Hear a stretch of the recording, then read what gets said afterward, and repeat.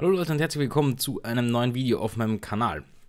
Heute schauen wir uns ein besonderes Theme an, nämlich das Astra-Theme, das es nämlich in einer kostenlosen Form gibt und in einer Pro-Form.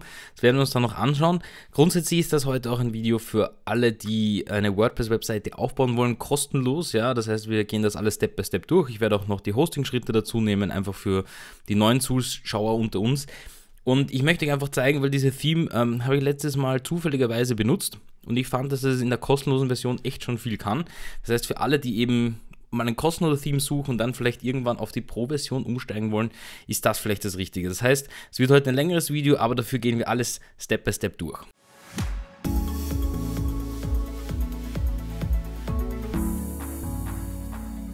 Ja, es gibt ja viele kostenlose Themes, und da sind aber einige, finde ich, nicht so, ja, wie soll ich sagen, nicht so anpassungsfähig, wie es sein sollte. Ja, vor allem, wenn man ein bisschen dann sich erweitert und man lernt immer mehr dazu.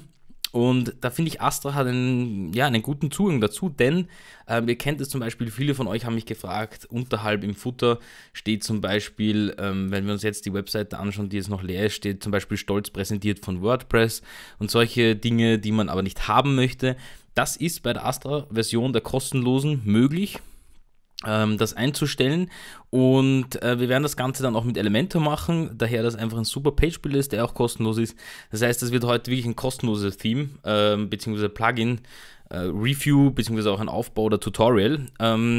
Und ja, es gibt, wie gesagt, auch eine Pro-Version, habe ich nie benutzt, muss ich ganz ehrlich sagen. Es gibt halt dann noch so ein paar, ja, bessere Typografien, mehr Colors, du kannst einen Online-Shop damit machen, Blog-Layout und so weiter und so fort. Aber das heißt, wie gesagt, wir gehen heute auf das kostenlose Theme ein. Und für diejenigen, die neu dabei sind, ihr braucht einfach nur ein Hosting, wo ihr auch WordPress installiert. Ja, zum Beispiel, ich nutze da immer EasyName. Dort kriegt ihr kostenlos ein WordPress-Hosting oder ein Hosting generell. Da kostet das Hosting zum Beispiel 3,79 € im Monat und damit könnt ihr schon starten. Ja? Dort hat ihr auch ein SSL-Zertifikat, also diese Verschlüsselung hier oben dabei, die wichtig ist heutzutage. Und habt mit einem Klick WordPress installiert. Ja? Das muss ich nicht großartig erklären, weil das versteht wirklich jeder.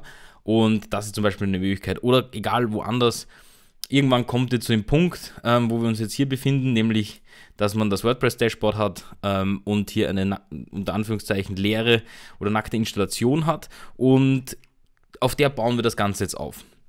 Das heißt, was machen wir zuallererst? Wir benötigen einmal das Design, also sprich das Theme. Ja, da ist jetzt dieses vorinstallierte dabei, das meist eben installiert ist, 2015 oder ein anderes. Dafür gehen wir jetzt in das Design und die Themes und gehen hier links oben auf Hinzufügen. Da tippen wir jetzt rechts einfach ein Astra, wobei es geht sogar einfach, ich glaube, wenn man auf populär geht, ist dies an der 4. Stelle. Ja, das heißt, man kann da ganz ruhig entweder Astra eingeben oder eben einfach in der populären Sektion da oben suchen. Danach klicken wir auf Installieren. Jetzt wird es kurz dauern, bis das Ganze heruntergeladen ist, entpackt ist. Darüber müsst ihr euch keine Sorgen machen. Und dann aktivieren wir das Theme auch. Ja, wir haben auch keine Inhalte noch drauf, das heißt, wir werden das alles zusammen durchgehen. So, jetzt ist das Ganze aktiviert. Jetzt können wir uns die Webseite auch schon mal anschauen. Ja, jetzt schaut das schon ein bisschen anders aus. Genau, dann gehen wir hier nochmal zurück auf das Dashboard links oben und werden jetzt einmal eine Home-Seite und eine Blog-Seite definieren. Ja, das ist halt wichtig. Ich nehme jetzt eine Home-Seite, gehe hier auf Veröffentlichen und nehme noch zusätzlich auch erstelllich eine Blog-Seite. Ja, so. Dann Impressum, Datenschutz und so weiter, das könnt ihr natürlich auch alles hinzufügen. Nur damit das Tutorial jetzt nicht die Zeit sprengt, machen wir das anders. Also mache ich es cleaner und mache das Notwendigste, weil das kann man dann auf alle Unterseiten genauso machen. Jetzt installieren wir noch dazu Elementor. Elementor, wenn man es richtig schreibt. Und das ist im Endeffekt ein sogenannter Page-Builder. Ja, dieser Page-Builder heißt im Endeffekt nur, dass der sozusagen euch den Seiteninhalt das einfacher macht, dort die Inhalte einzugliedern bzw. auch aufzubauen. Ja. Dazu würde ich noch empfehlen zu nehmen, wir nehmen jetzt mal nur den Page-Builder, aktivieren den ganzen. Da werdet ihr jetzt wahrscheinlich eine Meldung bekommen, wo auch drauf steht, ja, da gibt es auch eine Pro-Version dazu, habe ich aber eigene Tutorials, also das, was wir uns im Besonderen anschauen können, ist eben unter Design und Astra-Optionen einmal die Optionen, die wir so grundsätzlich setzen können. Ja? Das heißt, hier findet man jetzt eben das Logo, Schriften, Header und Footer. Ja? Also das ist wirklich sehr basic. Das sind alles Dinge, die noch dazukommen, aber das machen wir dann auch noch. Wir werden jetzt einmal noch kurz vorher in die Einstellungen reingehen, hier links unten und auf Lesen gehen. Denn hier sagen wir noch, unsere Startseite soll die Home-Seite sein und unsere Beitragsseite die Blog-Seite. Deswegen habe ich die beiden auch erstellt. Das ist nur ganz wichtig, weil ansonsten, wenn ihr dann auf die Startseite geht, also ihr geht jetzt hier drauf zum Beispiel, seht ihr, das ist die Home-Seite und das ist wunderbar. So, dann gehen wir nochmal zurück auf das Dashboard, nochmal unter Design und Astra-Optionen und schauen uns jetzt mal kurz an, was wir da machen können. Das heißt, wir können das Logo hochladen. Da führt er uns auf die nächste Seite weiter. Dort können wir das Logo, da könnten wir ein Logo definieren. Ja, das heißt, wenn ihr ein Logo habt, könntet ihr das hier definieren. Ich habe jetzt nicht großartig eigentlich ein Logo hier vorbereitet, aber ihr könntet jetzt auch eure Webseite nur benennen. Also zum Beispiel Astra Theme, ja, nennen wir das jetzt mal. Den Untertitel nehme ich jetzt mal weg, das könnte man hier aber auch aktivieren. Und man könnte auch sagen Inline-Logo und Website-Titel, das heißt, da schiebt ihr das Ganze noch zusammen. Das Website-Icon, das ist dieses hier oben, ja, was ihr jetzt hier seht, muss ich da nochmal kurz ein bisschen heranzoomen, das ist dieses kleine Logo hier oben. Dieses Logo ist, oder dieses Icon ist im Endeffekt, ja, ihr seht es hier oben, hier habe ich zum Beispiel von jedem meiner Tools und so weiter, ist das so ein Icon, das kann man da hinterlegen, sollte im optimalen Fall 512 x 512 sein. Das heißt, wir sagen jetzt zum Beispiel Icon transparent, ja, das ist zum Beispiel eine nette Sache, hier nur aufpassen, dass ihr entweder auf Tools klickt und hier noch die Nutzungsrechte einstellt, sprich zur Wiederverwendung gekennzeichnet oder sonst irgendetwas, ja, dass ihr dann nicht irgendwelche Logos nehmt. Dann könnt ihr zum Beispiel, was haben wir hier, 27 x 27, ich speichere mir das mal unten ab. Dann gehen wir nochmal auf unsere Webseite zurück. Hier gebe ich jetzt zum Beispiel Website-Icon, gebe ich das dort rein. Das könnt ihr auf zweierlei Form machen natürlich, für die fortgeschrittenen User ist eh klar, entweder eine Datei hochladen, einfach indem man es raufzieht, oder eben eine Datei auswählen und dann sagen Icon und ihr ladet das Ganze hoch. Dann wählt das Ganze aus, Bild zuschneiden, klickt einfach weiter und wir sehen jetzt hier oben, haben wir das Logo drinnen. Wir könnten das Logo jetzt zum Beispiel auch für hier oben nehmen, einfach nur so zu Anschauungszwecken. Das ist zum Beispiel ein längliches Logo, das heißt, schaut, dass es länglich ist, beziehungsweise ihr könnt es auch das Zuschneiden überspringen. Ja, dann seht ihr, ist das zum Beispiel zu groß. Die Logobreite müsstet ihr dann hier kleiner machen. Und jetzt könntet ihr noch sagen Inline-Logo und dann nehmen wir noch den Untertitel weg. So, und dann ist das jetzt schön hier, ja, Astra Theme. Da könnt ihr natürlich reinmachen, was ihr wollt. Aber grundsätzlich sind das mal die ersten, Möglichkeiten, das anzupassen. Ja? Also das Layout und da hat man dann den Container. Da kann man die Breite von diesem Abschnitt hier, also da links und rechts definieren, sprich, man könnte das hier auseinanderziehen. Ihr seht es gleich, wenn man das jetzt da breiter macht, würde das immer mehr auseinandergehen. Würde ich aber, wie gesagt, nicht empfehlen, würde das auf der Länge lassen. Und ja, da kann man noch einstellen, ob die Seite per se, also ob die Seite jetzt grundsätzlich eben ein Box-Layout ist, sprich, das ist hier dann in dem Rahmen, wie es jetzt ist, oder ob es eben voller Inhalt und voll begrenzt ist, ja. So wie jetzt hier zum Beispiel, dann ist es nicht mehr so boxed. Aber ich mache jetzt ein Box-Layout, das schauen wir uns dann gleich nochmal an. Das gleiche gilt dann auch für die Blogseite, ob es eben eine volle Breite ist oder eben es gestreckt sein sollte. Das würde ich dann eben anpassen, wenn ihr schon Inhalte drauf habt. Ja, das können wir nachher auch nochmal machen. Ansonsten gehen wir da wieder zurück, dann schauen wir uns den Header-Bereich an. Da haben wir ja die Website-Identität haben wir schon definiert. Und dann haben wir noch den primären Header, könnt ihr noch auswählen, wie der ausschauen soll. Ja, das heißt zum Beispiel, dass das Ganze mittig ist, schaut zum Beispiel auch sehr cool aus. Oder das Ganze rechts ist, ja, das Logo. Das müsst ihr euch dann aussuchen. Man könnte das Menü deaktivieren, wenn man das wollen würde. letztes Element in dem Menü könnte man auch eben noch eingeben, dass es eine Suche dabei ist, sprich hier kann man dann draufklicken und die Webseite durchsuchen, ja, wie ihr das wollt. Das ist meist eine gute Sache, zum Beispiel für einen Blog. Ja, der Header, die Unterrahmendicke, das wird wahrscheinlich diese Linie hier sein. Schauen wir uns mal kurz an. Das ist jetzt derzeit auf 1 definiert, da machen wir mal 10. Ja, da seht ihr, dass die Linie da auseinander geht. Diese dicke Linie hier, da würde ich sogar 0 machen. Headerbreite könnt ihr auch volle Breite machen. Das wäre zum Beispiel interessant, wenn ihr das hier macht, also sprich links und rechts das Ganze haben wollt und nicht mittig. Das heißt, nicht in der Inhaltsbreite. Das heißt, man sieht schon, es ist kostenlos, aber es ist irrsinnig viel Möglichkeiten, da eben was zu machen. Untermenü Containerrahmen, den können wir uns derzeit nicht anschauen, dafür müssten wir da jetzt ein Untermenü haben. Das schauen wir uns aber dann noch an. Mobile Header, ja, da könntet ihr hier rechts unten dann noch auf Mobil klicken, dann seht ihr auch, wie das Ganze hier mobil aussieht. Ja, ist eigentlich auch völlig in Ordnung. Da könntet ihr aber auch Dropdown-Icon oder eben Link auswählen. Die Menübreite Breakpoint, das würde ich nicht verändern. Das ist so nämlich, wann, ab welcher Displaygröße er sozusagen dann das mobile Menü zeigt. Das Toggle-Ding ist hier das rechts, also der Toggle-Button ist das hier rechts. Ja, das könnt ihr noch gefüllt machen. Ich schaue mal, wie das aussieht. Oder Outline bzw. Minimal. Minimal gefällt mir gut. Und dann die Toggle-Farbe könnten wir weiß machen, was natürlich nicht vorteilhaft ist, oder gelb, damit man sieht. Da müsst ihr eure Farben dann anpassen. Ja? Also ich würde das fast schwarz lassen, einfach so. Genau, mit Menübezeichnung auf Mobilgeräten. Da kann man noch einen Text dazu schreiben, sollte man das wollen. Ausrichtung des mobilen Header, ist das eher mittig oder getrennt, also sprich nebeneinander, das Ganze, oder untereinander. Ja, das könnt ihr euch auch aussuchen. Ich würde euch empfehlen, das nebeneinander zu machen. Genau, da gibt es dann noch mehr Optionen in der Pro-Version, brauchen wir aber jetzt nicht, wie gesagt. Wir gehen jetzt mal wieder auf die volle Breite zurück, das könnt ihr da unten auswählen, gehen da jetzt zurück. So, jetzt haben wir das Layout einmal im Header fertig, dann können wir uns den Blog anschauen.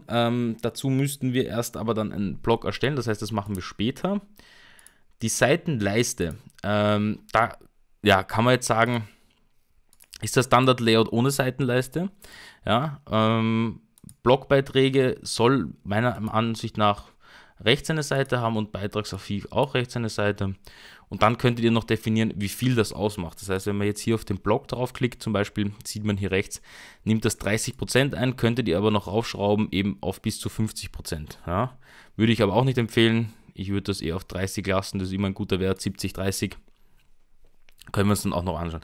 Genau, wir haben hier sogar schon einen Blogbeitrag, habe ich gerade gesehen. Das heißt, wir können doch auf dem Blog uns das mal kurz anschauen. Das heißt, wir haben ja einmal das Blogarchiv. Ja, das heißt, hier kann man sagen, einen gesamten Inhalt. Das ist jetzt der gesamte Inhalt oder ein Textauszug. Wenn ihr aber einen längeren Blog habt, könntet ihr das, könntet ihr das anders machen. Und ihr könntet zum Beispiel auch nochmal die Blog-Meta, könntet ihr hier definieren.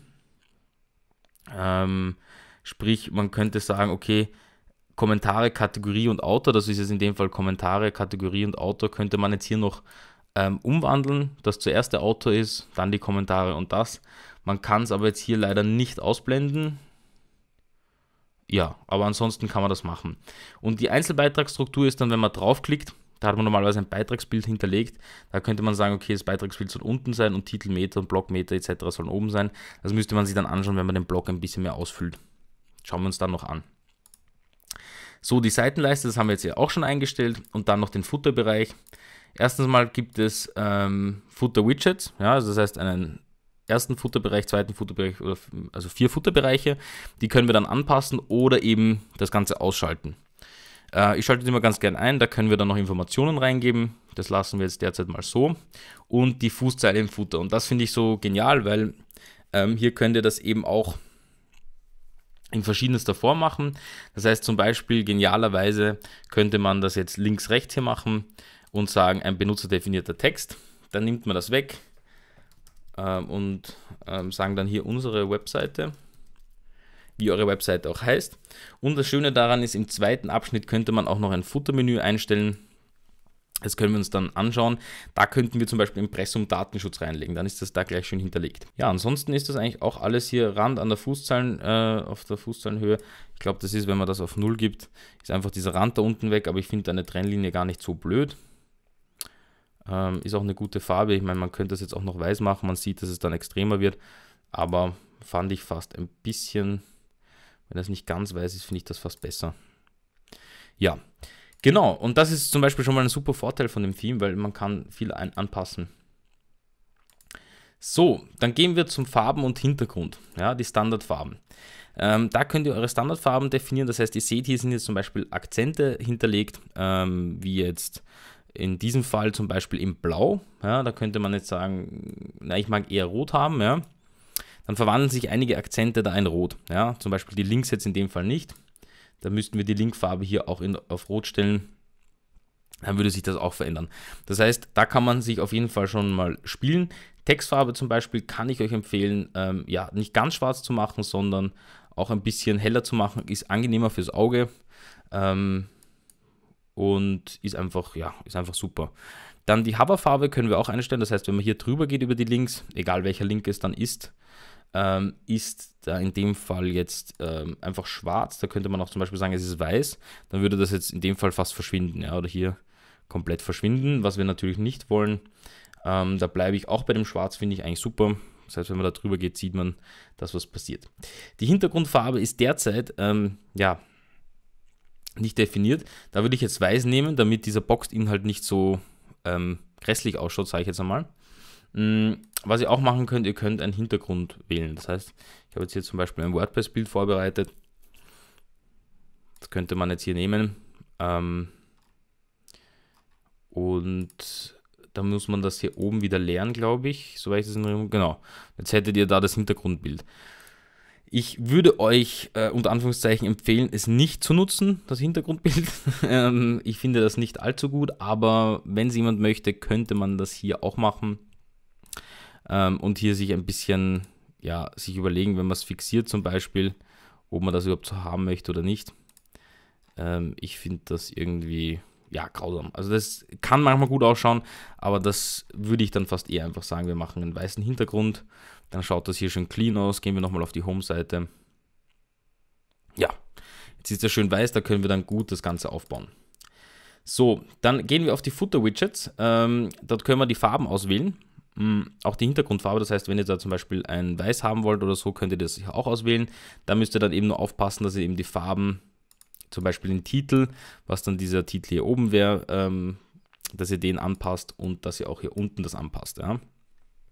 Das heißt, da kann man dann Step by Step, das ist zum Beispiel ein Link, glaube ich. Das heißt, die Linkfarbe müssten wir auch in schwarz machen, damit das da unten auch sichtbar ist. Ja. Da müsst ihr schauen, was euch gefällt. Ja, ich würde jetzt das mal leeren hier und sagen, ich leere das jetzt hier auch nochmal. Also ihr könnt das immer wieder leeren, einfach damit es auf den Standardeinstellungen ist, wenn euch das gefällt. Ja, genau, ja, jetzt passt das einmal. Jetzt können wir mal zwischendurch veröffentlichen klicken, damit das passt. So, das gleiche können wir hier unten auch nochmal für die Fußzeile machen. Das heißt, das hier ist der Futterbereich. Für diejenigen, die es vielleicht nicht wissen, hier oben haben wir den Header-Bereich, dann ab hier irgendwo beginnt das, der Content-Bereich im Endeffekt, dann haben wir den Footer-Widget-Bereich, so wie er hier jetzt genannt ist, und den Footer-Bereich oder die Fußzeile in dem Fall, heißt manchmal auch Socket oder anders benannt, und hier könnt ihr natürlich auch alles nochmal ändern. Das werde ich jetzt so lassen, wenn mir das gut gefällt. Dann gehen wir auf die Typografie ein, das heißt, welche Basistypografie hat man? Da kann man im Endeffekt alles nehmen. Da könnt ihr euch auch, wenn ihr euch helfen wollt, ja, könnt ihr zum Beispiel eingeben Google Fonts. Dort könnt ihr euch anschauen, wie die Fonts ausschauen, ja, damit ihr das seht. Gibt es halt ein paar verspielte, ein paar ja, eher straightere. Wie jetzt zum Beispiel Helvetica könnte man nehmen. Ja, da könnte man auch die Schriftstärke ändern. Das sieht man jetzt nicht, weil wir kaum einen Inhalt haben. Das heißt, wir müssten es maximal hier unten sehen. Ja, hier unten sieht man es zum Beispiel. Das heißt, da könnt ihr euch ein bisschen spielen oder das vielleicht dann noch einmal unter Anführungszeichen anpassen, wenn es soweit ist und ihr mehrere Inhalte habt. Ja. Wir nehmen da jetzt mal normal Areal, Das ist immer eine gute Schrift, die gut ausschaut. Das könnt ihr dann auch nochmal für den primären Header machen, hier oben. Das heißt, wie groß ist dort die Schriftgröße? Zum Beispiel, ob ihr das zum Beispiel auf 70 haben wollt, ja, wenn diese Schrift hier größer sein soll, oder ob ihr das auf, ich glaube 25 was vorhaben wollt. Das heißt, da könnt ihr euch auch natürlich noch helfen. Der Inhalt, da könnt ihr die Schriftgröße dann von den Überschriften definieren. Ja, das müsste man sich dann anschauen, wenn man mal mehrere Überschriften benutzt hat. Und beim Blog kann man sich die Typografie auch nochmal aussuchen. Das ist aber auch meist nur Schriftgrößen jetzt hier und die Basistypografie wird hier oben eingestellt. Ja? Das heißt, die Basistypografie ist der eine. Wenn ihr das Pro-Theme nehmt, könnt ihr auch für verschiedene Überschriften mehrere anwenden. Ja? Dann die Buttons. Wir haben zum Beispiel hier beim Blog, glaube ich, hatten wir einen Button. Wenn wir auf Hallo Welt gehen hier, hatten wir unten einen Button. Das heißt zum Beispiel, wir können jetzt hier die Schriftfarbe auf weiß setzen und die Hintergrundfarbe auf grau. Dann sehen wir hier, dass wir die Buttons generell auf der Seite anpassen. Ja, also das gilt jetzt nicht nur für den, sondern mehrere Seiten, wobei das jetzt nicht allzu schlimm ist, denn wir haben dann noch Elementor, mit dem wir die Inhalte machen. Das schauen wir uns auch nochmal gleich an.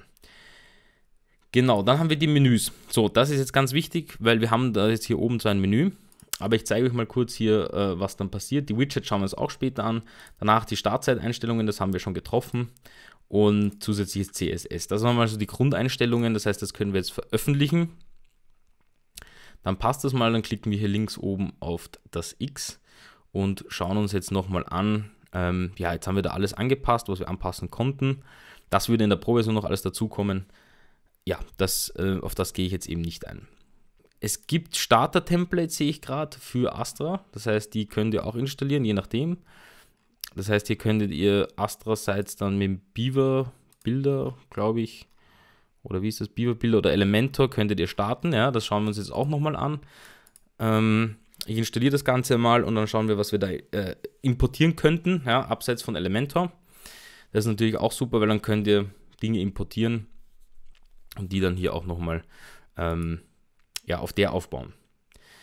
So, jetzt sind wir hier bei Astra-Sites. Jetzt müsst ihr auswählen, ob ihr Beaver-Bilder nehmt oder Elementor. Wir haben Elementor ausgewählt. Und dann kann man sich jetzt hier mal anschauen, wie das Ganze aussieht. Ja? Das zum Beispiel schaut schon für mich super aus, ja, wenn man Yoga macht zum Beispiel. Das ist eben im Astra-Theme zum Beispiel möglich, was super ist. Da sehen wir immer linker Hand, was für Plugins vonnöten sind, also sprich, was muss installiert werden. Elemente haben wir ja schon installiert. Hier wäre es zum Beispiel noch Contact Form 7, wahrscheinlich für ein Kontaktformular. Müsste man sich dann anschauen. Es sind sogar mehrere Unterseiten, das heißt, das ist halt wirklich der Wahnsinn. Ich schaue jetzt nochmal, ob es irgendwas anderes gibt, ob wir irgendwas Einfaches uns anschauen können in dem Ganzen. Agency. Kann ich das installieren? Okay, das müsste ich unter Anführungszeichen dann eben kaufen. Also wir haben Agency Bundle, okay, das geht nicht. Das heißt, hier sind dann oben die 4 Möglichkeiten habt ihr hier, ja, um das zu importieren, sehe ich gerade, und den Rest da unten nicht. Wobei hier kommen wieder welche, ja. Das heißt, hier kann man zum Beispiel einen Coach nehmen oder sonst irgendetwas. Ja. Zum Beispiel das Pet Services, super. Das nehme ich gleich, ich liebe Hunde. Somit werden wir uns das mal jetzt nehmen. Wir installieren das jetzt mal alles, was wir für Plugins benötigen. Und dann schauen wir was da alles installiert bzw. importiert. So, und jetzt, wenn das alles installiert ist, könnt ihr hier auf Import this Site klicken. Da bitte aufpassen, falls ihr schon Inhalte habt. Ihr habt es gerade vorhin gesehen, die Fehlermeldung, das überschreibt einiges. Das heißt, passt auf, dass ihr da nicht Inhalte, die ihr vielleicht schon angepasst habt, überschreibt. Aber ihr seht, wie unter Anführungszeichen mächtig das schon ist als kostenloses Theme und wie clean es eigentlich aussieht, beziehungsweise dass es eine gute, wie soll ich sagen, eine gute Basis ist. Damals, wie ich mit WordPress begonnen habe, gab es das noch nicht, da hat jede Webseite gleich ausgesehen. Mittlerweile ist das alles relativ einfach geworden, also einfach geworden im Sinne von, man hat so viele Möglichkeiten. Und auf Elementor gehen wir auch noch gleich ein, was der kann, wie das funktioniert. Das heißt, da habe ich auch schon mal ein Tutorial gemacht, solltet ihr euch da nicht wohlfühlen, schaut euch das an und dann kommt wieder zurück. auf das Tutorial. Aber ansonsten können wir uns jetzt anschauen, unsere Webseite. So schaut die Webseite jetzt schon aus. Und im Endeffekt können wir jetzt nochmal im Hintergrund, wenn wir aufs Dashboard gehen, schauen wir uns nochmal an. Der hat jetzt wahrscheinlich mehrere Seiten auch installiert. Ja, genau, also der hat jetzt diese Unterseiten alle installiert. Jetzt nehmen wir noch eine Unterseite dazu, weil ich mir denke, ich möchte euch das auch gleich zeigen, wie das funktioniert, nämlich Impressum. Gehen hier auf Veröffentlichen. So, was uns jetzt noch fehlt, beziehungsweise gefehlt hätte, ist eben ein Menü hier oben zu definieren, beziehungsweise hier unten auch ein Futtermenü dann zu definieren. Dazu gehen wir hier in das Dashboard rein bei uns, hier links oben auf Dashboard, Design und Menüs. Und haben jetzt hier auch schon das Main-Menü. Ja. Ein Menü erstellt man in dem Sinne bei WordPress, indem man auch sagt, in welcher Position das Ganze ist. Ja, das heißt, Position der Themes heißt zum Beispiel, ich nehme jetzt das hier mal raus und sage auf Menü speichern. Wir schauen uns dann unsere Webseite an. Und jetzt sieht man, hier ist das total durchgemischt. Ja. Also hier ist zum Beispiel Impressum drinnen, Blog, Datenschutz, Who We Are und so weiter und so fort. Das wollen wir ja nicht, sondern wir wollen das ja selber eben anpassen. Deswegen sagen wir, es soll das primäre Menü sein, was jetzt im Astra-Theme dieses hier oben ist. Und sagen zum Beispiel, hier soll jetzt auch nochmal Blog hinein und die Home-Seite brauchen wir jetzt eigentlich nicht, weil wie gesagt, das wäre jetzt unsere Home-Seite gewesen. Ich zeige euch das jetzt nochmal, gehen wir hier nochmal auf Menü speichern, gehen auf unser Astra-Theme und machen einen Refresh hier oben. Und jetzt haben wir hier Home und Blog. Die sind natürlich leer, beziehungsweise sind jetzt hier die Farben auch schon ein bisschen verändert. Das heißt, hier müsste man eben was anpassen. Aber wir nehmen das jetzt einmal einfach für Testzwecke raus. Das, was jetzt eben noch interessant ist, wir haben ja vorher gesehen, man kann in Footer ein Menü definieren. Dafür erstellen wir uns jetzt hier oben, erstelle ein neues Menü. Wir nennen das jetzt zum Beispiel Footer-Menü. Ganz klassisch, gehen hier rechts auf Menü erstellen. Und hier importiere ich mir jetzt, hier links, sollte hier die Seite nicht aufkommen, die ihr erstellt habt, könnt ihr hier auf alle Anzeigen gehen. Und kann hier Impressum auswählen und die Datenschutzerklärung eigentlich, die hier ausgewählt sein sollte. Jetzt schauen wir nochmal kurz auf Seiten. Ich bilde mir jetzt nämlich leider ein, die Datenschutzerklärung, das ist nur ein Entwurf. So, dann müssen wir den hier jetzt nochmal veröffentlichen. Das ist jetzt ja seit der DSGVO, gibt das WordPress einem das mit. Dann gehen wir jetzt hier nochmal auf Design und Menüs. Genau, haben hier das Futtermenü schon offen. Ansonsten kann man hier oben dann auswählen, welches Menü ihr verändern wollt. Ja, das heißt, ich klicke jetzt nochmal hier auf primäres Menü, dann hätten wir das primäre Menü und klicke nochmal das Futtermenü und kann jetzt hier Impressum Datenschutz auswählen und zum Menü hinzufügen. Sollte euch hier links irgendwas fehlen, dass ihr suchen würdet, ja, zum Beispiel Beiträge oder ihr könnt da ja vieles verlinken, dann geht hier rechts oben auf Ansicht anpassen und hier könnt ihr noch Schlagwörter und so weiter hinzufügen. Das heißt, ihr könnt hier auch alles rausnehmen und ich könnte nichts hinzufügen. Ja? Das heißt, hier könnt ihr alles aktivieren, solltet ihr irgendwas suchen. Hier könntet ihr eben auch einen individuellen Link erstellen, das heißt, der führt dann irgendwo hin, wo ihr wollt, zum Beispiel google.com und könnt den Menü hinzufügen, dann ist es einfach ein individueller Link. Was dann auch noch manche fragen ist, die Ansicht anpassen, würde ich hier Linkziel auswählen. Den Rest würde ich für Anfänger nicht empfehlen. Ansonsten, wenn ihr euch mit CSS ein bisschen auskennt und so weiter, ist das natürlich auch interessant.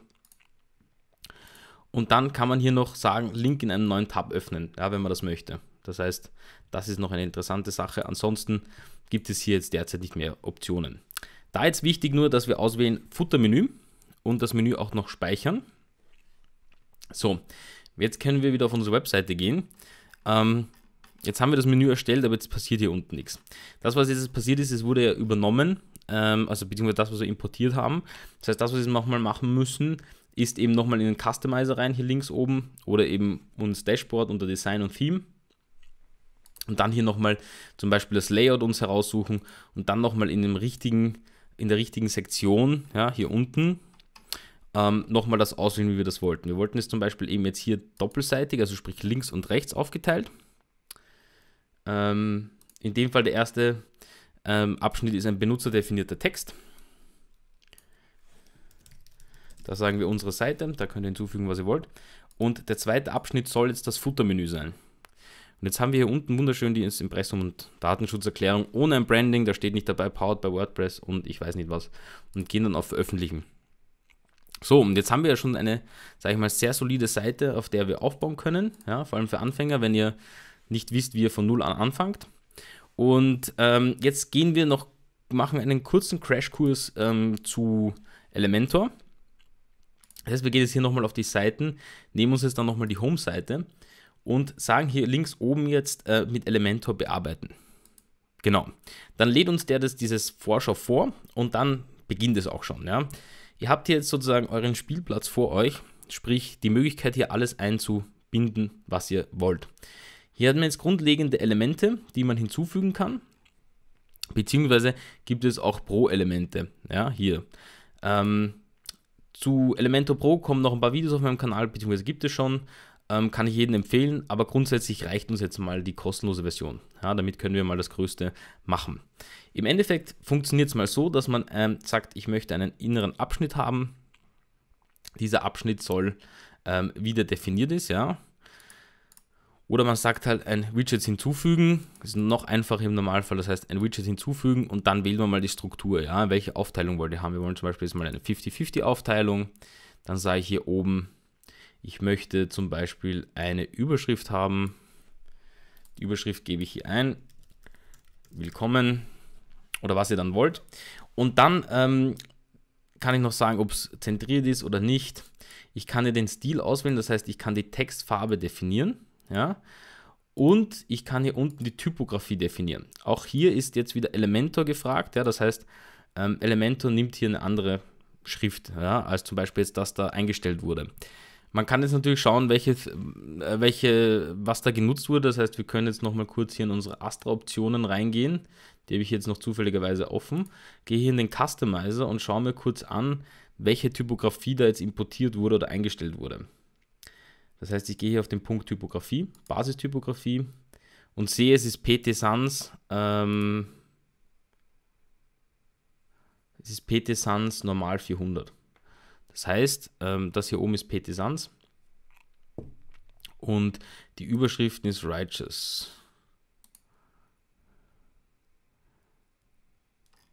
Ja, also wir merken uns Roboto und PT Sans für Überschriften und Schriftfamilie, veröffentlichen die.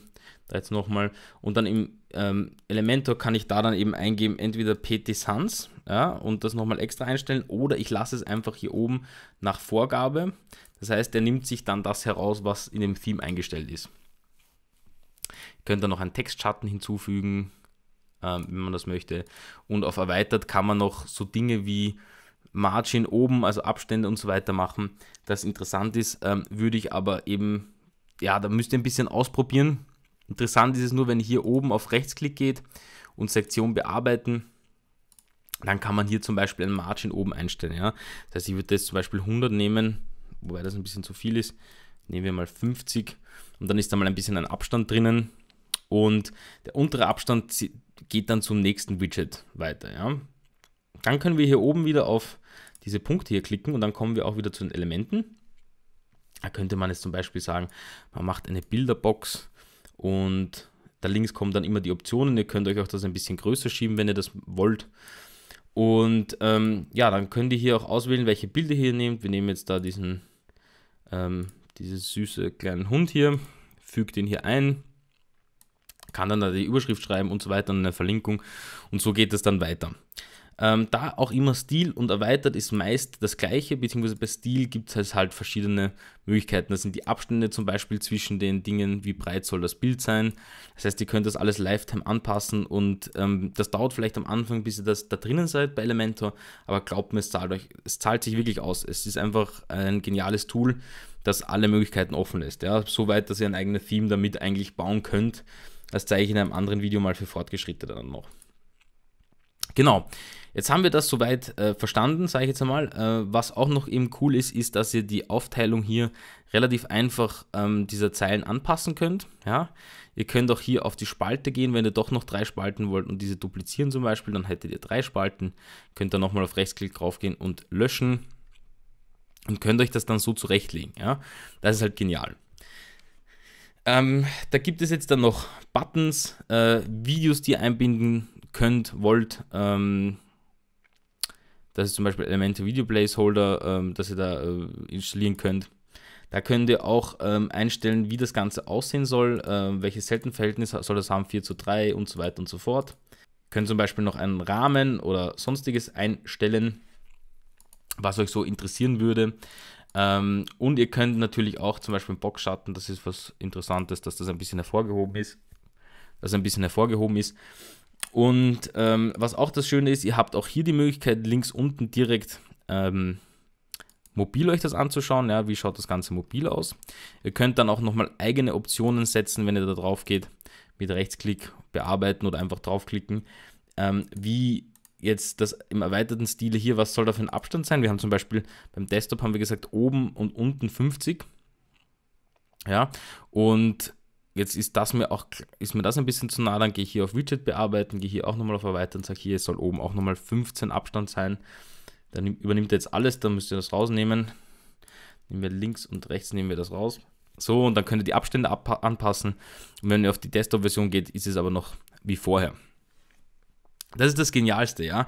Und ihr könnt auch natürlich zum Beispiel sagen, das soll, wenn ihr hier wieder auf Widget bearbeiten geht, responsive, das soll auf Tablets und Smartphones bitte einfach nicht zeigen, weil das zum Beispiel jetzt am Desktop schön ausschaut.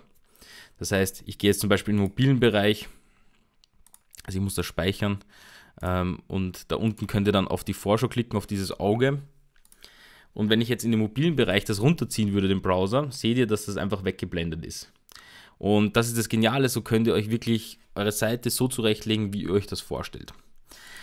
Um das Ganze jetzt noch ein bisschen zu verbessern, ja, dass ihr jetzt schon so viele Elemente da habt und das nicht mal die Pro-Version ist, gibt es noch eine Möglichkeit. Nämlich, ihr habt hier rechts vielleicht schon entdeckt, gibt es einen Ordner Symbol, ja, welches Template hinzufügen heißt.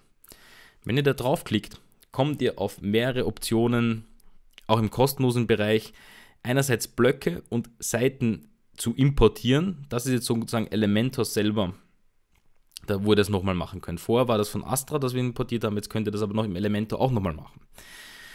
Was sehr cool ist zum Beispiel für einzelne Seiten sind Blöcke. Das heißt, hier könnt ihr euch schon einmal das zurecht schnipseln, ja, was ihr so brauchen könntet. Zum Beispiel eine Teamsektion und die wird euch dann direkt importiert. Zack. Dann braucht ihr noch, da geht ihr nochmal her auf Blöcke, brauchen wir noch allgemein was über die Firma. Zack. Haut das auch nochmal rein.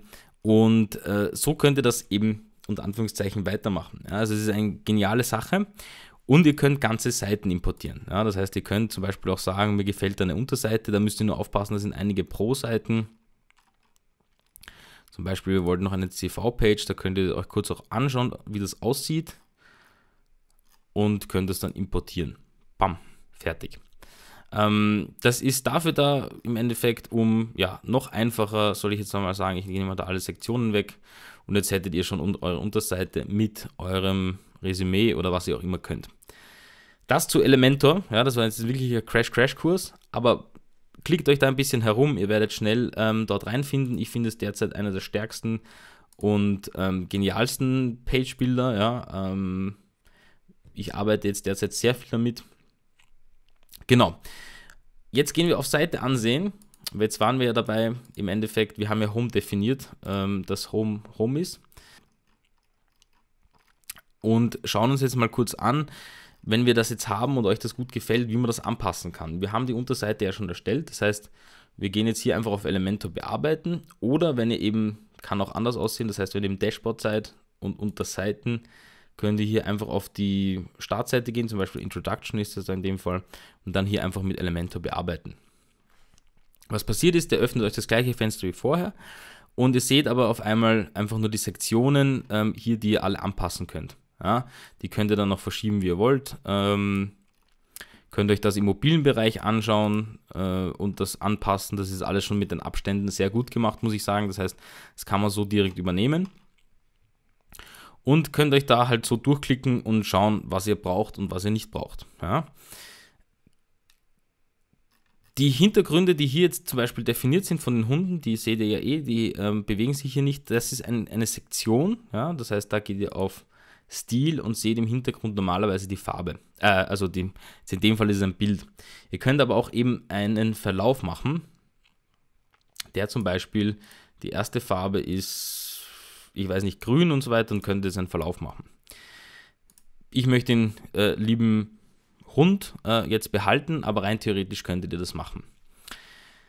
Genau, und so könnt ihr dann die Seite anpassen. Also da könnt ihr die Sachen weglöschen, einfach mit Rechtsklick löschen und könnt vielleicht sagen, ich weiß nicht, ich brauche diese Sektion gar nicht, sondern ich will einfach nur diese coolen Hunde da drinnen haben.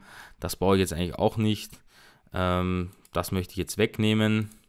Wenn das Bild zu klein ist, das, was ihr machen könnt, ich weiß gar nicht, was das ist. Das ist einfach nur ein Abstand zum Beispiel jetzt hier in dem Fall.